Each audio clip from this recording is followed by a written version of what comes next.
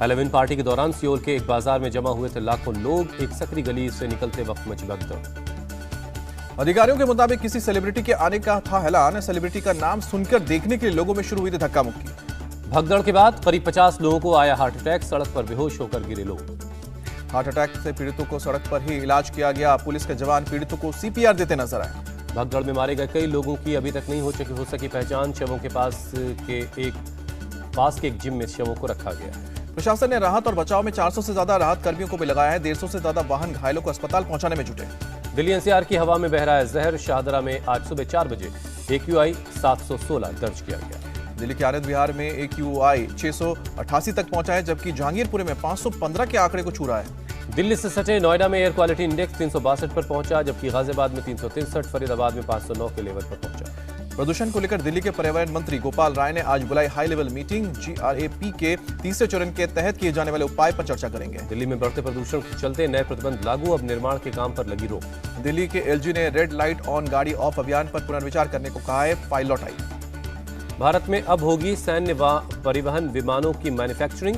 PM Modi आज दोपहर 2:30 बजे वडोदरा में रखेंगे प्लांट की आधारशिला। टाटा ग्रुप और एयरबस करेंगे फ्रांसीसी परिवहन विमान C295 का निर्माण। मेक इन इंडिया के तहत 40 विमान भारत में तैयार होंगे। 16 परिवहन विमान C295 स्पेन में होंगे तैयार। एयरबस 4 साल के अंदर करेगा भारत को सप्लाई। वडोदरा के प्लांट में हर साल 8 C295 विमान तैयार होंगे। भारत सैन्य परिवहन विमान तैयार करने वाला दुनिया का 12वां देश बनेगा। पीएम मोदी 31 अक्टूबर को जाएंगे केवड़िया। सुबह 8 बजे स्टैच्यू ऑफ यूनिटी पर करेंगे पुष्पांजलि अर्पित और राष्ट्रीय एकता दिवस परेड में शामिल होंगे। केवड़िया के बाद पीएम मोदी जाएंगे बनासकांठा। दोपहर 3:30 बजे कई विकास परियोजनाओं की आधारशिला भी रखेंगे। पीएम मोदी का 1 नवंबर को तूफानी दौरा। सुबह 11 बजे राजस्थान के मानगढ़ पहाड़ी पर जाएंगे। मानगढ़ धाम को राष्ट्रीय धरोहर घोषित करेंगे। पीएम मोदी दोपहर 1:30 बजे गुजरात के जम्मू घोड़ा का करेंगे दौरा। कई विकास प्रोजेक्ट का शिलान्यास उद्घाटन भी करेंगे। पीएम शाम 6 बजे अहमदाबाद में महात्मा मंदिर जाएंगे। वीडियो कॉन्फ्रेंसिंग के जरिए गुजरात के बीजेपी कार्यकर्ताओं के साथ दिवाली मिलन का कार्यक्रम होगा। प्रधानमंत्री मोदी आज मन की बात में करेंगे देश के साथ विचार विमर्श। सुबह 11 बजे रेडियो पर प्रसारित होगा 94वां एपिसोड। जम्मू कश्मीर के श्रीनगर में आज रोजगार मेले का आयोजन। 3000 युवाओं को मिलेगा नौकरी का लेटर। पीएम मोदी सुबह 10 बजे वीडियो कॉन्फ्रेंसिंग के जरिए युवाओं को भी संबोधित करेंगे। LG मनोज सिन्हा सौंपेंगे नियुक्ति पत्र। गुजरात के मुख्यमंत्री भूपेन्द्र पटेल ने गांधीनगर में पुलिस बल में सिलेक्ट हुए कैंडिडेट्स को बांटे रिक्रूटमेंट लेटर। कराई पुलिस अकेडमी में हुआ कार्यक्रम। छठ महापर्व का आज तीसरा दिन। छठी व्रती आज शाम को नदी या तालाब में डूबते सूर्य को अर्घ्य देंगे। पटना में छठ महापर्व के मौके पर एक कलाकार ने पेश किया शानदार नमूना। रेत पर बनाई भगवान सूर्य की शानदार तस्वीर। पटना में छठ महापर्व को लेकर अनूठी भक्ति। एक मुस्लिम परिवार भी कर रहा है छठ पूजा। नजमा खातून पिछले 9 साल से कर रही हैं छठ पूजा। यूपी के अयोध्या में छठ पूजा की तैयारियां जोरों पर। बाजार में लोग कर रहे हैं जमकर खरीदारी। लखनऊ में छठ पूजा को लेकर लोगों में जबरदस्त उत्साह। घाटों पर ढोलक बजाकर गाए जा रहे हैं छठ के गीत। दिल्ली के कालिंदी कुंज में यमुना में किया गया केमिकल का स्प्रे। छठ पूजा के लिए जहरीले झाग को हटाया गया।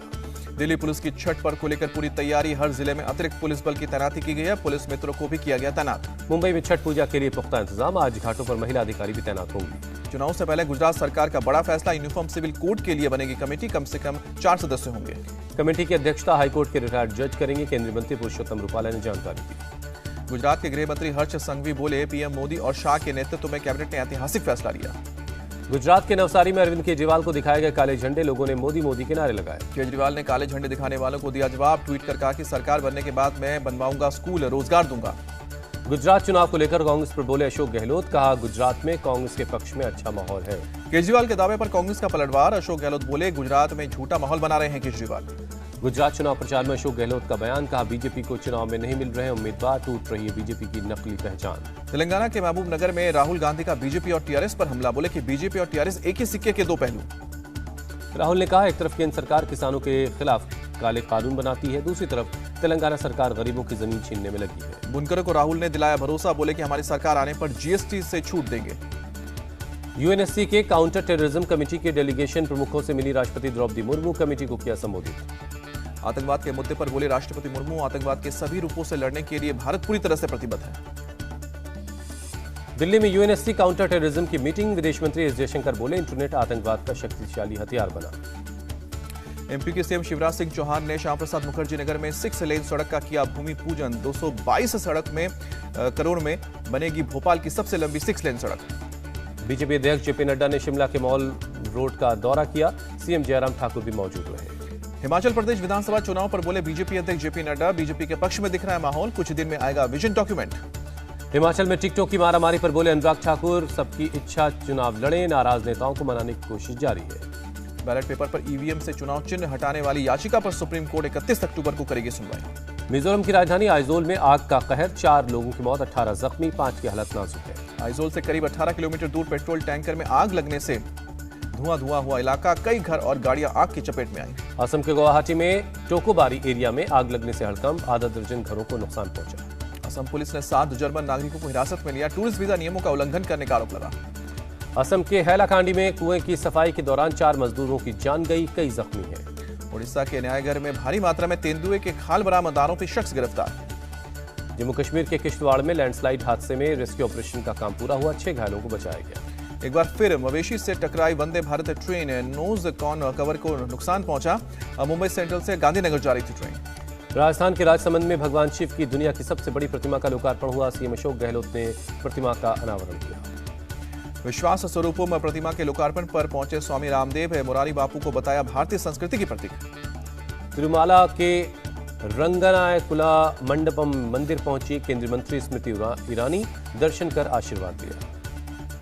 सरदार वल्लभ भाई पटेल की जयंती पर पुलिसकर्मियों को मिलेगा केंद्रीय गृह मंत्री विशेष अभियान पदक। लंदन में इंडिया टीवी को 3 बड़े सम्मान, चेयरमैन और editor in chief Rajat Sharma को मीडिया आइकन ऑफ 2022 अवार्ड से सम्मानित किया गया। इंडिया टीवी की मैनेजिंग डायरेक्टर रितु धवन को वर्ल्ड बेस्ट लीडर 2022 सम्मान से नवाजा गया। World consulting and research corporation ने किया सम्मानित। इंडिया टीवी बना वर्ल्ड